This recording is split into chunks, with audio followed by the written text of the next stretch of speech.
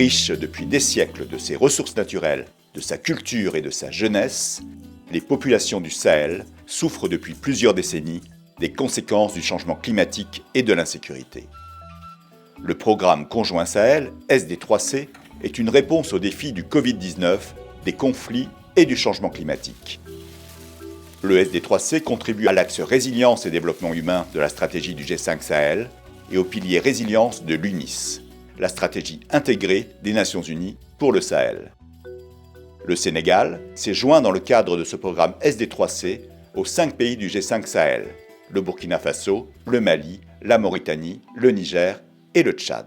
Le SD3C a été conçu par les 3 agences onusiennes basées à Rome, l'Organisation des Nations Unies pour l'alimentation et l'agriculture, FAO, le Fonds international de développement agricole, FIDA, et le Programme alimentaire mondial, PAM, qui interviennent dans son financement et dans sa mise en œuvre.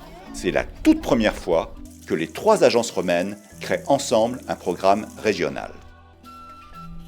Le SD3C vise à renforcer les moyens d'existence des petits producteurs agricoles, en particulier des femmes et des jeunes vivant dans les zones transfrontalières de la région.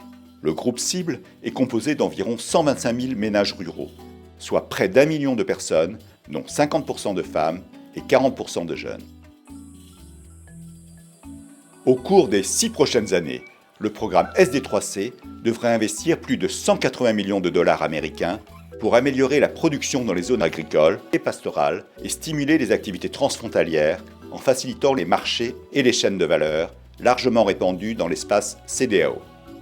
Le programme a pour stratégie de surmonter rapidement les obstacles au développement et à la paix en utilisant des solutions locales telles que la gestion communautaire des conflits, la restauration des terres, la production de légumes, appliquées avec succès au Sahel par la FAO, le FIDA, le PAM et leurs partenaires à une plus grande échelle.